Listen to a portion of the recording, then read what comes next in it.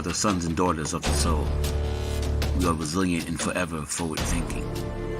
We ask for nothing else than the opportunity to live and to create the lives that we were meant to live. We want nothing but an equal chance at options and possibilities. The same possibilities and options to live out our potential as our fellow man. We want to be heard, understood, and expressive in our reality. We are the future. We are the creative. We are here.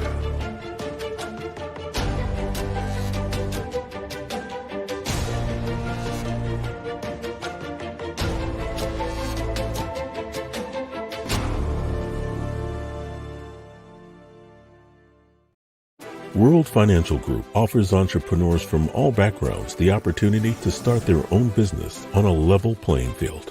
Dr. Yana Woodhouse, receiving the WCM Wall Street Pioneer Award by the United Black Wall Street of America, Inc., is one of those entrepreneurs. I see WFG and TFA as a place where African Americans with an entrepreneurial mindset can flourish. And the bonus, we help families and serve the communities across the country. To learn more about us, go to worldfinancialgroup.com.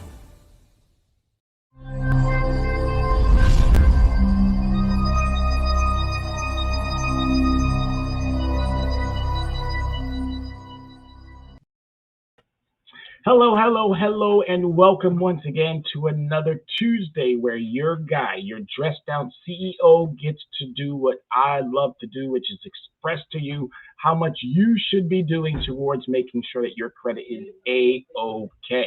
Because if you're doing that, guess what? You're going to be good to go. So welcome to another Tuesday. Welcome to another great hour of information that's going to help you. And today I'm going to be talking about the women. Yes, a guy going to be talking about women and what women should be doing, and not in that context. I'm here to educate. I'm here to show women that it is your decade. It is up to you. Whatever it is that you guys want to do, and I don't mean that guys in the negative, I mean it in the total positive, because that's just how sometimes we talk. But I mean whatever women want to do, this is their decade. This is your decade, and it's up to you to grab it, grab hold. I've met some very impressive women. Sharky, if you're listening and you're out there, love you, dynamic. I've met amazing women. Dr. Yana B. Woodhouse, someone who I truly adore and admire for all her financial brilliance that she brings to her show, Access Wealth Nation. I love Stacey Abrams. I love Michelle Obama. I love Kamala Harris. I appreciate all of the brilliance of Nicole Wallace. Again, there is so many women out there doing amazing things. I can't name them all because it would take forever and the show would be over. But again, this show is dedicated to all the beautiful and wonderful, to my mom, to my sisters, to my aunts, to my cousins, all of the females in my life that have helped me get to where I am and how much more they're still able to provide and deliver. This is for you. This show is meant directly for the women. I'm going to jump right into it. Women in credit in 2022 and beyond.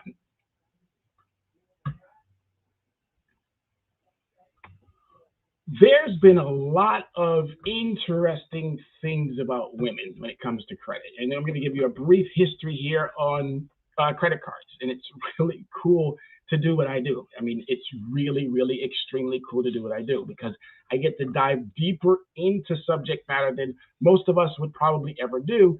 And this is what's so unique about having smart, talented, brilliant people in certain areas. So we don't have to do all the heavy lifting. It's great to know people who want to do this and are encouraged by just seeing other things not going in the manner in which they should, who literally will go out there every single week and dig and dig and dig to make sure that we get you the best information. So the concept of credit cards, taking something with an exception of paying for it later, has begun around a long time, and credit cards themselves have roots back to 1920.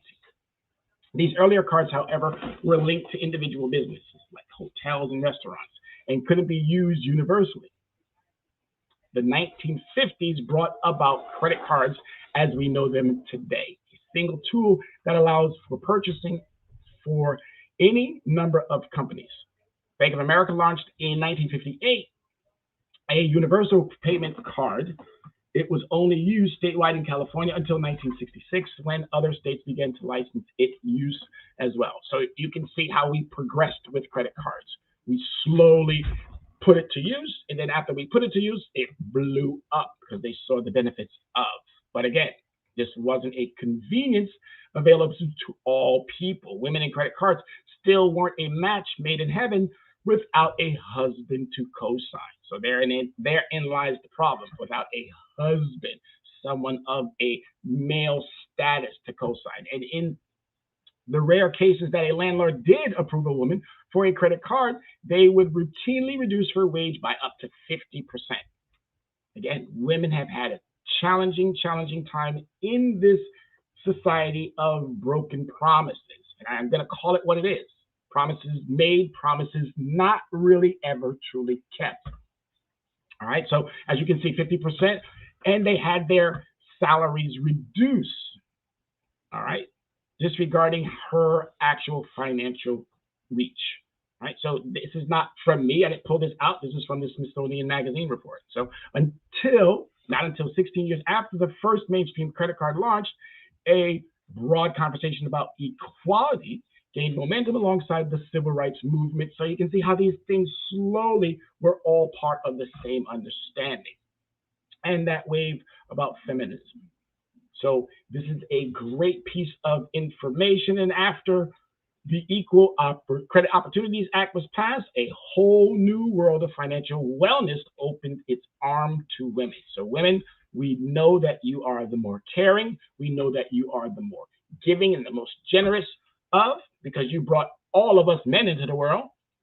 So again, we owe you a lot, and this show is dedicated specifically to the women today, because you need to know your value. Mika on Morning Joe talks about it all the time. Your value, your value. Well, you have to now take the reins of how we in this country look at our spending, look at our credit use, look at our financial wellness. And if you do that now as an educator, I can tell you now, your kids are craving it. They're thriving it. They want it so bad, because I taught just today 2 or 3 sessions, and the kids were sitting there with their jaws on the ground like, oh my God.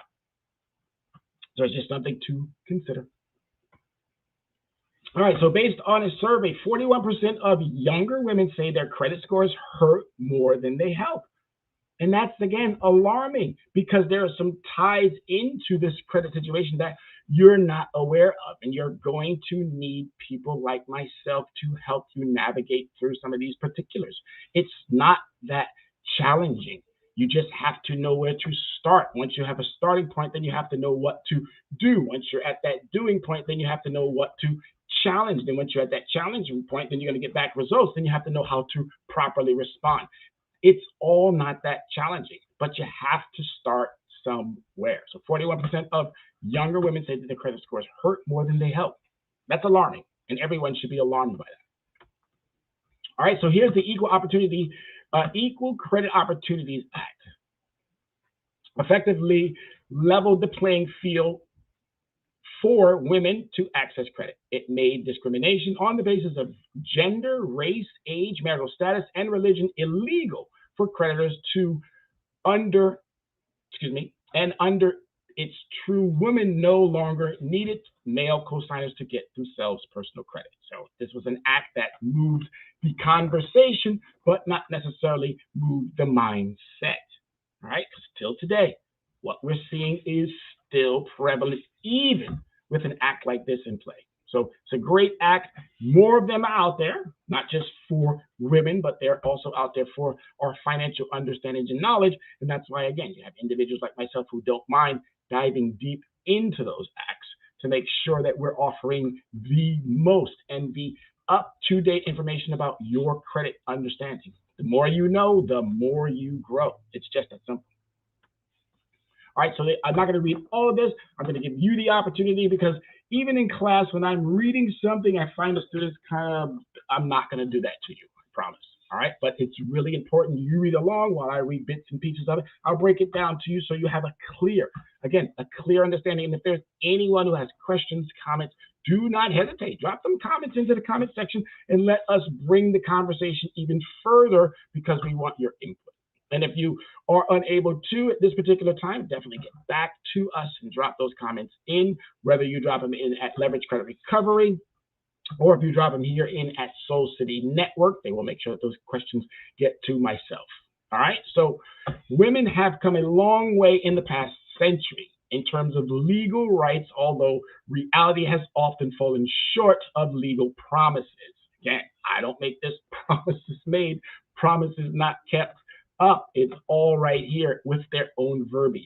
Women earned a constitutional right to vote nationally in the 20s, for example, but many continue to be denied the right for decades due to racist state laws. So we got a lot to do within our own states to make sure that what federally gets done, the states equally follow. Right, so violence and the lack of ability of bilingual election materials, among other things. In the 1963, federal laws prohibit gender-based discrimination in wages, but the pay gap has yet to close. And it's disturbing to know and see what women today still get paid and how much less they get paid than their counterparts, the males. Still, a key step in women's financial freedom comes with the passage in 1974 of the Equal Credits Act, which granted women the right to obtain credit cards separate from their husbands. Now, again, movement, progress. This is what we do. We evolve. We find things that are not equal in a sense, and we attempt to make them equal. But unfortunately, just this small little article has more or less pointed out, they still don't actually make it so that both parties understand that you have laws. You have laws, and unless you know those laws, you don't have those laws. So women, you have to not necessarily continue to fight. You just have to challenge what is unacceptable. We're not fighting any longer. The precedence is already there. The standards are already there. We're enforcing them now. All right, so we're going to move on to the next. Strides in education. While colleges were largely a boys' club in the early 20s, now this is what's good about this Women in Credit through the decades. That first decade that we just viewed was 1970s. This is the 1980s. And then as we progress, you'll see that we're going from the 80s, 90s, 2000s, and the 2010. So again, boys' club in the early 20th century. Women were tuned that didn't really get a grasp on until the 1980s. Beginning in the 80s, more than half of bachelor's degrees were awarded to women, according to the National Center of Education Statistics. Women also made up about half of the graduates of master's degree program and nearly 30% of graduates with doctorates. Wow. Women came a long way once that opportunity was opened up to them. And this is where we can continue, women can continue. I'm not a woman, I'm just saying we collectively as a United States of America, we can help us by helping our women who will then pass that needed. Men are too selfish. Men are too greedy. And we can see that currently now in our current, not administration, but in our current political situation.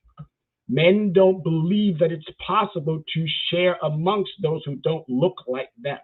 Women, some of them will lean towards their male thought process, but again, women are more compassionate, women are more caring, and they will make sure that this information is disseminated properly so that all, again, you can see here just by what they wanted of themselves to make themselves equal. So as a woman became more educated, their salaries began to increase in relation to men's salaries. The income gap wasn't closed during this time, it remains today. So that income gap that we were just referring to, it's only larger and larger. It got larger and larger, and it slowly started making itself back to an understanding. Today, some women may make more, but I doubt it if it's a large percentage. But if you want that percentage, let me know. I'll be happy to research it for you. So the influence of the Equal Credit Opportunities Act in 1974, while allows women to get credit cards separate from their husband, and ushered in a new level of financial freedom continue to increase. Women now have more career opportunities and more financial clout. So again, more money, more and better understanding of credit, more understandings of and flexibilities and freedoms that you probably that they thought never was going to happen, but now it's right there in front of them. It's important to note that the wage gap between women is different amongst races. And this is what's, again, alarming. In the 80s, and still exists today. In 1987, white women working full-time made a medium wage of $334. So we're talking about 1987. Today, it's obviously much higher, but let's focus on the information and how the information is right here being presented. While black women made $301, one may not think that that $33 is a difference. It is definitely a difference. It is a huge difference, believe it or not. And Latino women made $269. So again, you may not see that as a huge difference, but again, when you put those into concrete understandings, it is a huge difference. And according to the most recent data from 2018, while white women's median weekly wage was $817 and Asian women's made $937, black women made $654. So again, as you go from time frame to time frame and you see the gaps getting larger and larger, now you can understand why this data is being presented in that manner. So it's really important that we close all gaps, that we make it more equitable for everyone to be able to, again, this is the land of prosperity. But it seems like prosperity is only reserved for those in certain racial ethnic groups. And the only way to break that is to educate all of us on what our laws is, what our laws are, and how we should be applying those laws. All right, so but strives in the workplace. So this just continues on with great understandings about how by the end of the 1990s, women's participation in the workforce has grown by 60%, while men's participation shrank. So of course, we look for opportunities that are there that are going to reach us beyond. I thought I was going to be a CEO for somebody else's company. Never knew that I was going to be a CEO for my own company. And it's better now that I am, because I believe if I was working for corporate America, I probably still, as I do to this day, I wouldn't feel comfortable doing what we do and how we've done it and harmed instead of improved the lives of everyone. Yeah, we've still made profit hand over foot. I work for some of the top companies in their field, Universal and then NBC. Worked for a great institution at that MSNBC, or excuse me, Universal NBC is. I loved every minute of being in those theme parks. I adored every part of working for Petco. I loved working for UPS. I was crazy about footwear when I worked for Foot Locker. I've done so much, and it's really cool to be able to pass that knowledge on. But as I stated, if I would have stayed, I would have probably been jaded and misled by all of the garbage that was always out there, but not really looking at who needed the help the most. And those workers, they deserve higher wages. They deserve all of the family medical leave that's entitled to. These companies make oodles of money, and they're not doing the right thing. They're not. So, not to get off in a tangent, but again, while the steady rise of women's wages during the 80s and the 90s is great, it's less unfit when you look at the income between women and the different races. So again, it's right here. It's all right here. In the 1993, as I was referring to, Family and Medical Leave Act, even though the act is there, it didn't do what it should have done for all parties. You don't have to just be in a union. It should be there for everyone. And it saddens me that it's not. But these are great slides, good for you too. If you choose to want to further look at what these are, you can just let me know, and I'll be more than happy to pass them on to you. All right, so the Lilly Ledbetter Fair Pay Act.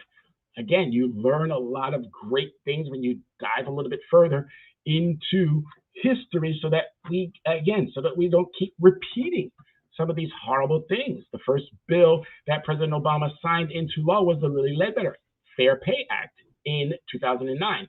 The law boasted that protection against pay discrimination for women that had been badly undermined by the Supreme Court rulings. So again, the Supreme Court, even though they're talking about it today, I don't know. Is it really more politics than it is judicial? So it's questionable. We're living in questionable times, but this is an act that was passed to further give women some of these equal opportunities, these equal rights. And Lilly Ledbetter was a manager at Goodyear Tires and Rubber who had experienced sexual harassment and pay discrimination. So this goes on and on and on and on and on and on and on about how, again, promises made, promises not truly kept, but we still have laws there. And the more that we keep challenging, the more that we keep bringing this to the forefront, the more that we keep talking about it, we get to free up and we get to set new precedents. And we also get to put out a new narrative. And that's really the big issue. The narrative is leaning one side. And when they speak about the narrative, they literally excuse everything that we bring to the table. Well, I'm not here to be excused any longer. I'm here to be included. And I think you should too. All right, so more strides in the workplace, CEO style. In 2000, there were 2 female CEOs of Fortune 500 companies. By the end of that decade, the number has grown by 15. One of these CEOs, Ursula Burns of Xerox, was the first Black woman to become the CEO of a Fortune 500 company. And another Black woman had been a Fortune 500 CEO since May. Mary Winstead held the role of the interim CEO at Bed Bath & Beyond for about 6 months. So again, strides are being made everywhere. If you're making great money and you're putting that money into purposeful investments and savings and whatever it is that you're doing to grow that money, make sure equally that credit understanding falls dynamically in play with all of these movements that you're doing. Because it's horrible to have great income, but yet poor credit. It's horrible to have poor credit, period. But women are the ones who do a lot of that bread making and also that bread spending, whether it's a single household or if it's a 2-family household, meaning mother, father, it doesn't matter. Okay, today it really doesn't matter. 2 parents, children. No children, 2 parents, it really doesn't matter. But you get my point. All right, so the Credit Card Act Amendment. So there was a Credit Card Act, and now they just more or less amended that Credit Card Act, which was, again, aims to increase fairness and transparency to consumers by issuers. And this is important, transparency and fairness. Your credit card individuals are doing some things that you would really, if it was going on in front of you, you'd probably question it. But it's going on behind your backs, and it's really important that you start looking at your credit card statements, that you start documenting certain things that are transpiring, that you start looking at your credit reports to make sure, again, these rules, these understandings are being executed, and they're being executed because you're in a contractual relationship with these parties. So we're talking about 2010. So there is a Credit Card Act, and the amendment was an aim to create more fairness and also transparency. But by 2013, an amendment to the act changed the rules to include income and assets. All right, so again, there are new things. This means that stay-at-home mothers over the age of 21 can use their household assets as income. All right, so again, there's new things always happening, always popping up. They all tie in equally to how your credit, again, how credit, these are all more or less credit decision acts that help you. They don't hurt you, they help you. You know what? I have also equally found out that unfortunately the businesses attempt to use the very acts that are supposed to help us, they attempt to use them against us. So it's important to know, and I keep saying it over and over and over, someone who dives deep into this stuff because you have a life that you are living.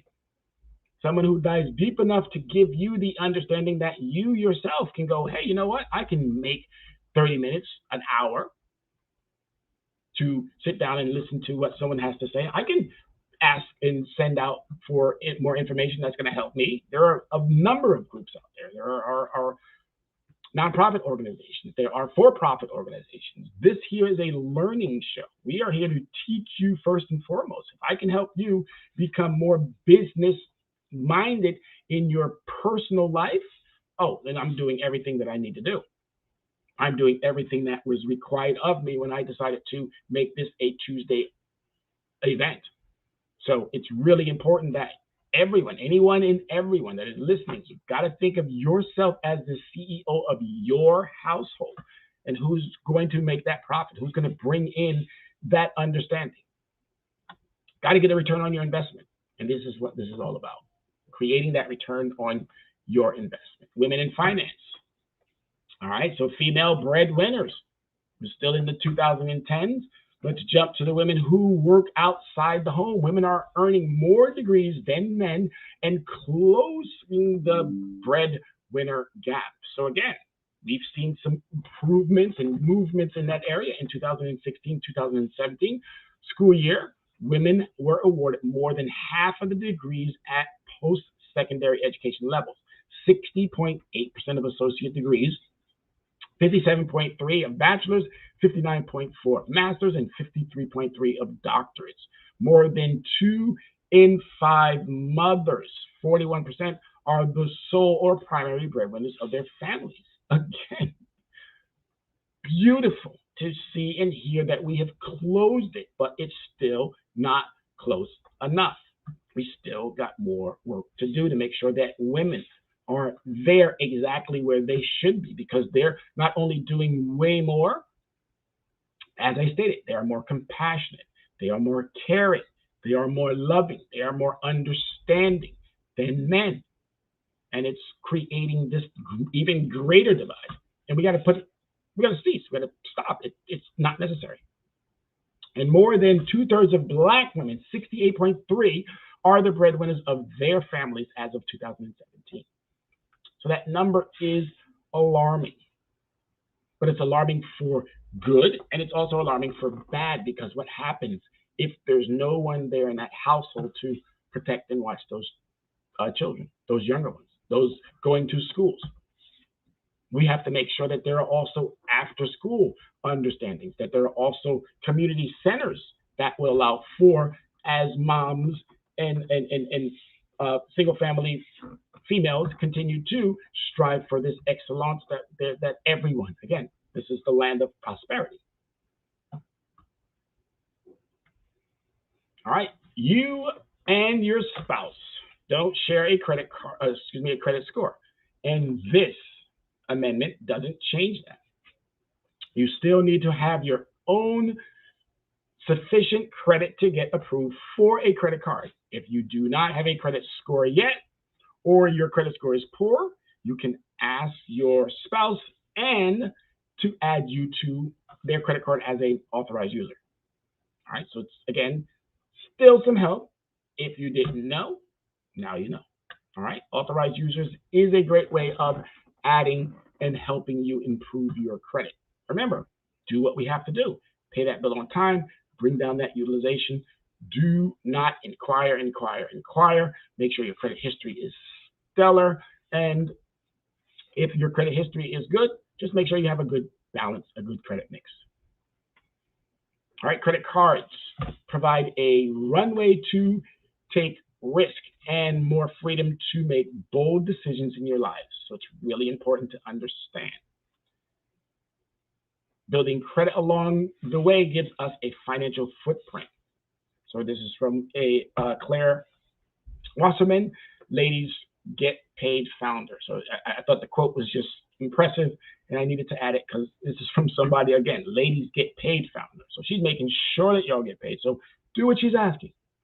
Do what she's asking. Just build credit along the way, which will give you a financial footprint. It's going to allow for you to make better credit decisions, to allow for you to manage that household exactly as you are managing someone else's business, or if you're just starting out in the world of business.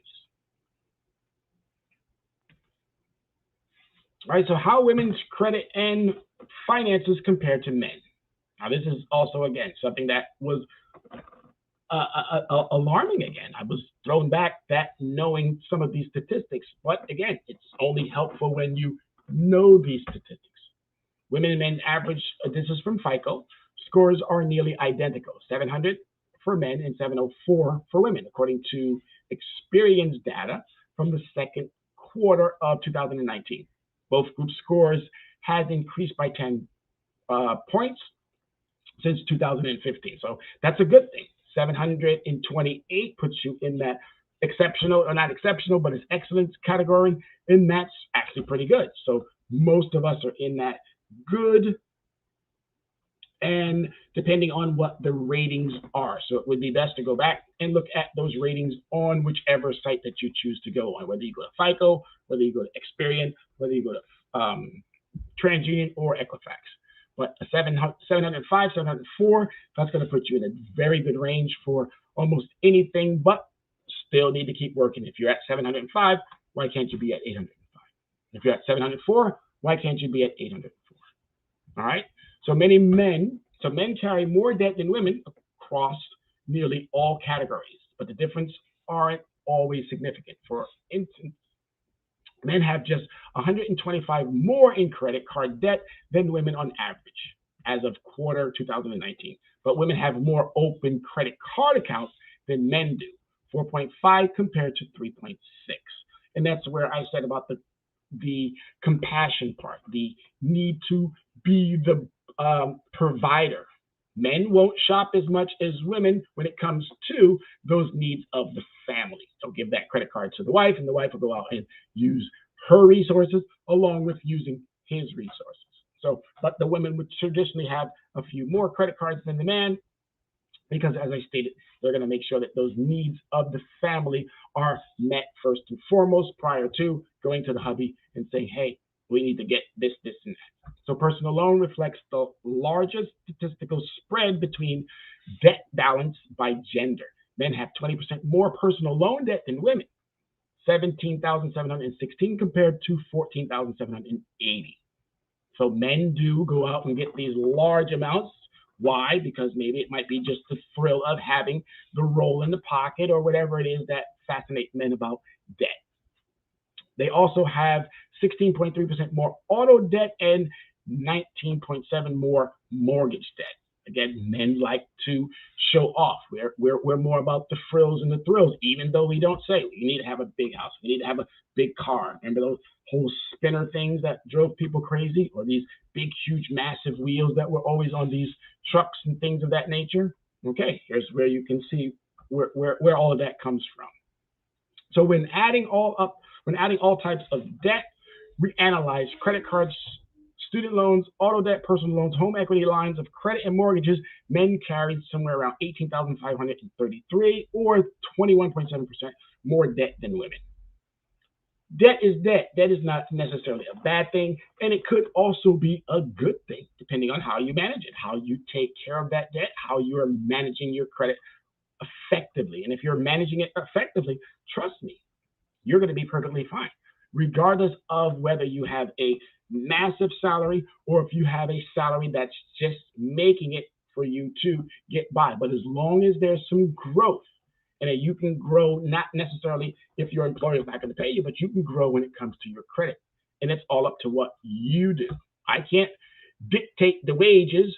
I can't make any movement towards your boss and making them give you more money, but I can show you multiple ways in improving your credit that will allow for that interest to drop almost to zero. I can show you ways in how you could find other asset classes to invest in. Again, if you're getting 2 and 3 and 4% back from some of these financial advisors, and I'm not a financial advisor, so I'm never going to step in that realm to advising you on your finances, but I'm definitely going to give you some opportunities to find out, oh, wait a minute, maybe I should ask my financial advisor this.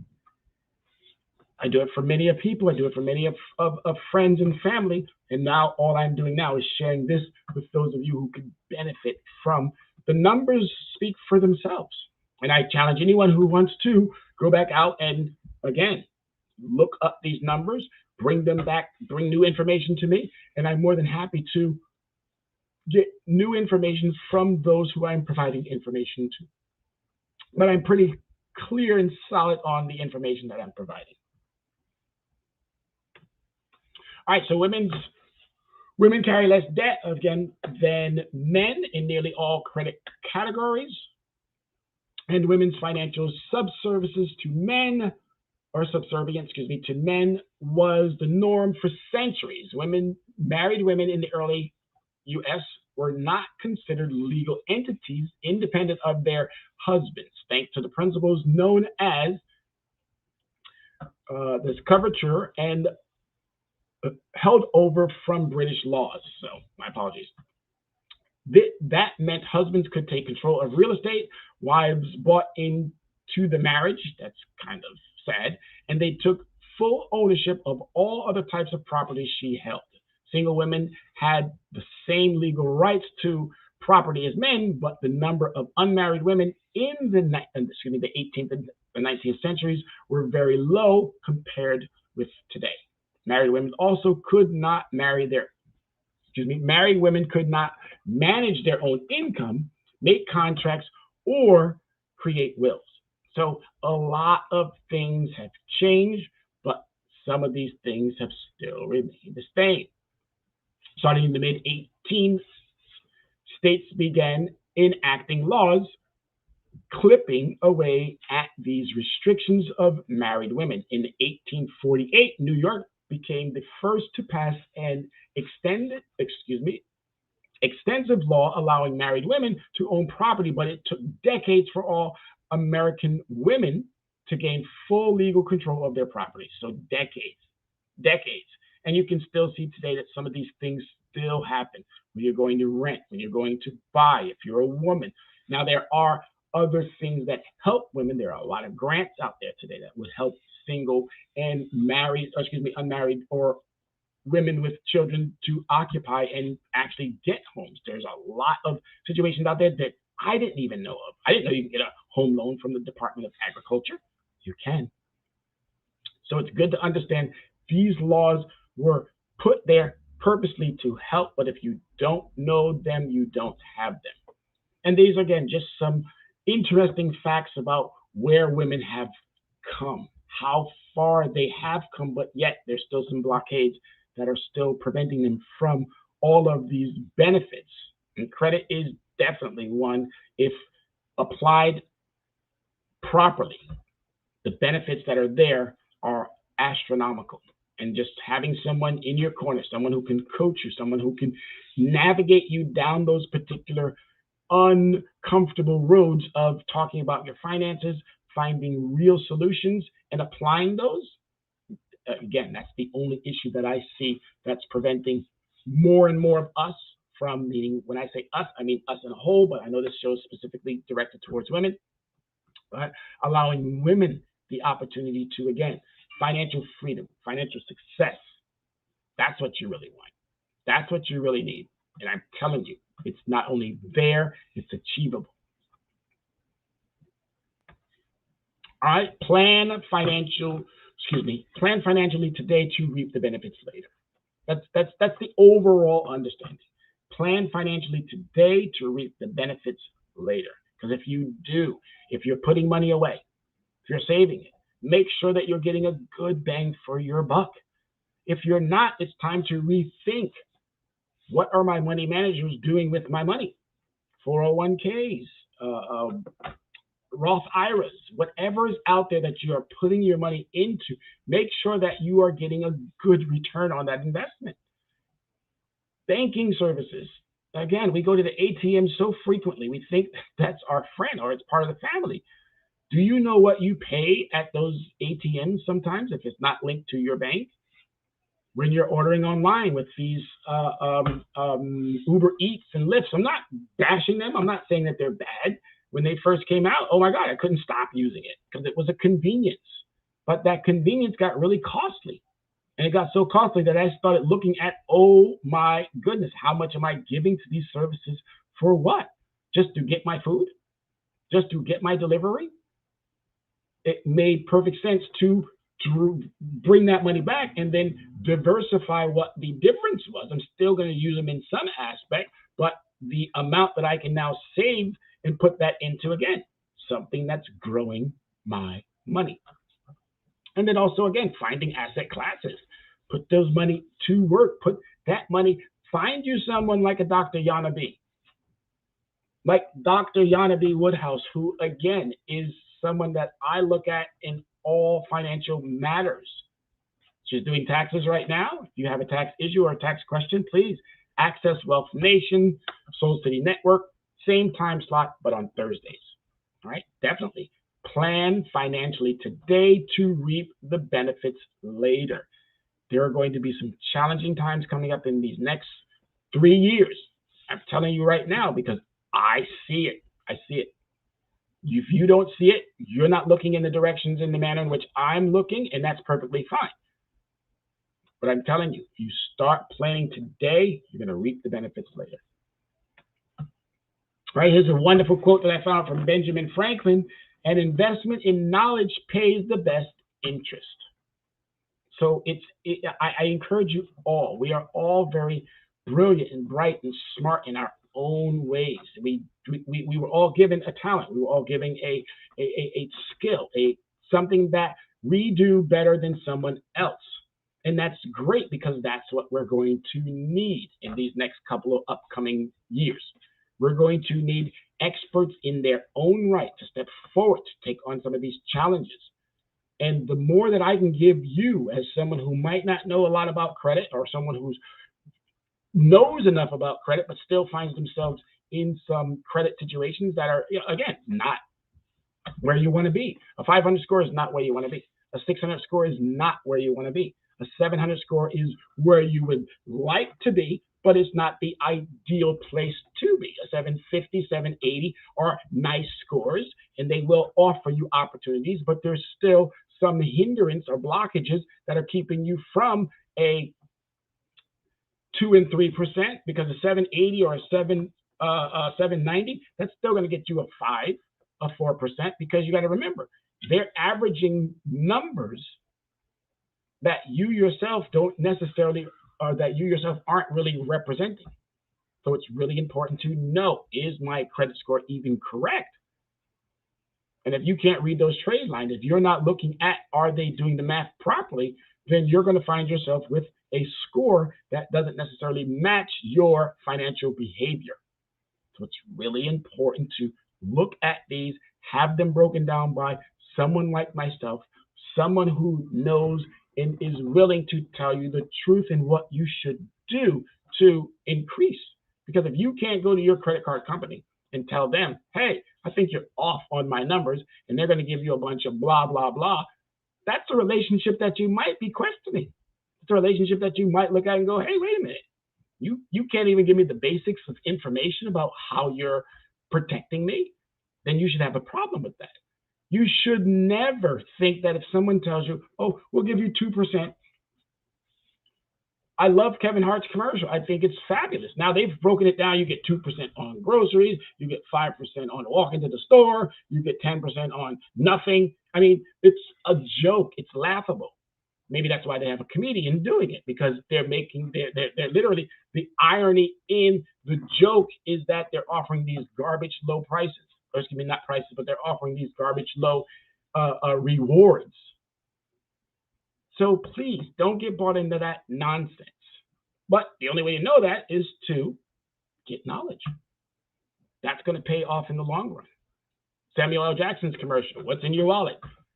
Capital One's hand is in my wallet. That's what's in my wallet. They're going to give you 2%, 5% back on your purchases, but they're going to charge you 24% interest. So why not drop it to 19% interest? I'd rather do that than you give me 2% back. Or why not drop it down to even 10? If I'm that valued of a consumer to you, But this is where the knowledge comes in. This is where that importance of knowing someone who doesn't mind coaching you, knowing someone who doesn't mind guiding you. All professional I would say Mannschaften, which is a word for teams. I speak German. But all professional teams have what? They have coaches. If you watched any football over the weekend, you saw some pretty cool games. I watched a little bit of it, but again, you saw some really cool games. How did those games turn out to be so cool? Because they had great coaches. Whether they won or whether they lost, they still have great coaches. And that's all we're attempting to provide. Those coaches give those athletes knowledge so that they can perform at their best. I'm attempting here to give you knowledge so that your financial best will allow for you to have a financial future that will rival anyone's. All right, so the best way to get in touch with us is through these various understandings. The website, leveragecreditrecovery.com. There you can find great information. There you can also find how to improve your credit, how to get in touch with us, how to do all of the things that would help you with that next step. We want to make sure that you are savvy, not just for today, but we want to make sure that you are savvy for the foreseeable. Women, this show was about you. So please take us at heart. Definitely get online and yes, let us know what's going on in that credit profile. We'll be more than happy to help you out. If you feel happier with sending a text or giving us a phone call, please feel free, 805-428-9424. Again, just another great way, great avenue of being able to speak with someone. I'm a big, huge Zoom person. I know that we're in the midst of COVID, and I'm someone who really likes that platform. So don't shy from that as well. I think it's a great way of still being able to get in front. And as a teacher, it's really important for me to look at my students to make sure that they're picking up those, or that I'm picking up those cues, and that they're equally picking up some cues. And it's good to be able to see the body movement and the language of how an individual is viewing the information equally as you're speaking the information, because you'd be surprised. I keep telling everybody, there's nothing sexy about credit, but there's everything sexy about an 850 score. Nothing sexy about credit, nothing. But there's everything sexy about 1 or 2%. There's nothing, there's absolutely nothing sexy. And I believe there are people out there who can make this sexy, who can talk about it in a ooh la la way. But if that's what you want, definitely find those individuals. But I'm here to give you information that is going to change the way that you look at your credit so that you get out there and seek that professional help. Because it's all about how you approach it. It has nothing to do with how I'm delivering. It's how you approach it. We'll tailor it to however you need it to be tailored to. It's about you and making that time. So you got the website, you got the phone number, and leveragecreditrecovery.com, at gmail.com, my apologies. And also coachcredit401 at gmail.com.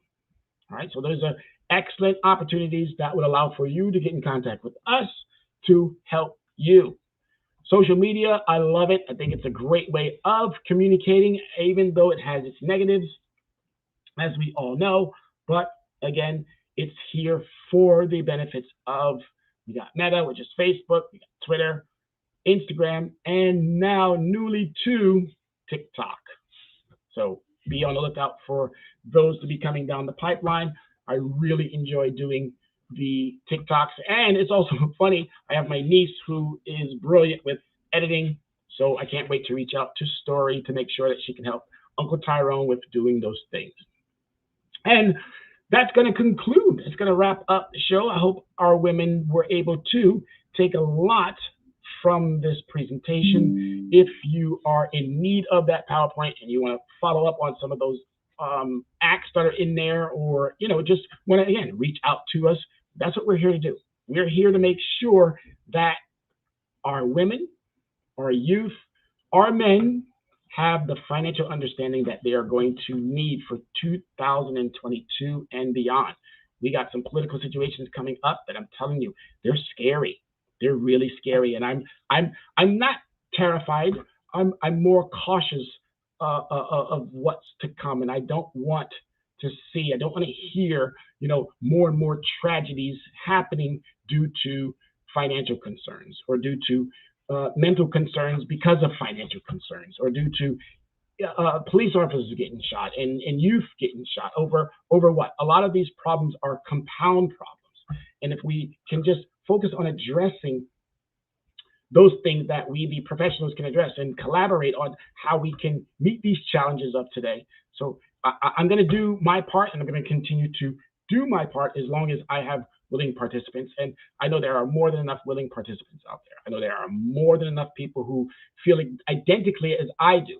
And if we just take these moments of, being able to share information and we come together, I think we can find more willing participants. So I'm opening up my airwaves to anyone who is listening, who wants to join in the conversation. Send me your information. Let's get together and let's talk about how we can heal some of these indifferences. And I'm going to do my best to constantly keep bringing out fresh, vital information that pertains to your credit, what you should be doing to challenge some of those inaccuracies within your credits. The laws are already there. The laws are already there. We just have to use them. And if we use them, if we put them into full effect, the benefits of, I'm telling you now, they're there. You're going to feel them. You're going to experience those benefits if you put what you need to put to work. And I'm here to tell you now, we have what you need to get it working for you. So you got to want it more than we do. And if you do, I can tell you right now, it's a win-win. It's a win-win situation. It's a win-win. So with that being said, I'm not going to wrap it up yet. I just have more of a somber note to bring to the world. We lost a very dear friend of the family this past weekend, and it's been, a heavy burden on the family. And I just want to thank all of my family members for everything that they've done to comfort and be by the side of all parties that were in need. We have a great and loving family, and they really pulled together to do everything that they needed to do to, provide for not only just those who weren't in need, but definitely those who were in need. And it's just a beautiful feeling to see that we can come together for for those who are needing. And it's really always it's challenging for me to speak in that manner because I'm someone who is just always upbeat and lively, and it's just a tragedy to know that we have situations that hit us, and it's nothing that anyone can do, but we can just love each other and we can be there for each other. So everyone, thank you for all the kind words. Thank you for all the sentiments of condolences, and we're going to make it. She's going to make it, and we're going to get through this. All right. So thank you, everyone, for all of your thoughts and prayers. They don't fall on deaf ears, and we appreciate you. All right. So this is going to be the end of it. I'm going to wrap up about 7 minutes earlier. We got through this with the quickness. It was great, and it's always great to be a part of your Tuesday, and I can't thank you enough for allowing me into your space, because this does even more for me than I'm sure, and I'm hoping it does the exact same for you, but this does a lot for me because it allows for me to continue, as I stated, go deeper into subject matter that is important, and is super important for not just myself, but it's super important for the 330 plus million people who live in the United States. We have situations within our credit systems that must be rectified with. And if we don't do it, it's going to be more and more hardship. There's going to be more and more tragedies financially that we can prevent. So it's really important that we take the reins, that we run with what we have as far as knowledge, and that we open up those many, multiple opportunities that are still out there. So I love you guys. I appreciate you guys. Continue to use the science to the best of your ability. Continue to keep yourself safe. It's challenging out there. Wear, don't wear, mandate, no mandate, vaccine, no vaccine. The conversation has gotten to a point where I'm even unsure. But again, stay alive, stay healthy, stay financially fit, no matter what you have to do. Continue to keep looking at those finances as, how do I improve? How do I get the biggest bang for my investment? The return on your investment, that's up to you. It's not up to anyone else. That is completely up to you. And to all my dynamic women out there, congratulations on all the success. I am a true lover and believer of women. I believe that I know that in your hands, this country is going to be in a perfect understanding. Continue to keep striving for those opportunities that are out there, whether they be presidents of companies, whether they be CEOs. You decide to venture out on your own. Do you, and you have full support in this black man, because I know how important and how valuable women are to the growth of not just this country, but around the world. So women, please continue to do as you need to do. And you have the full support of Tyrone Glover, the Dress Down CEO of Leverage Credit Recovery. So with that being said, love you guys. Everyone be safe, stay healthy, and I'll be looking forward to seeing you next Tuesday. Peace. We are the sons and daughters of the soul. We are resilient and forever forward thinking. We ask for nothing else than the opportunity to live and to create the lives that we were meant to live. We want nothing but an equal chance at options and possibilities. The same possibilities and options to live out our potential as our fellow man. We want to be heard, understood, and expressive in our reality. We are the future. We are the creative. We are here.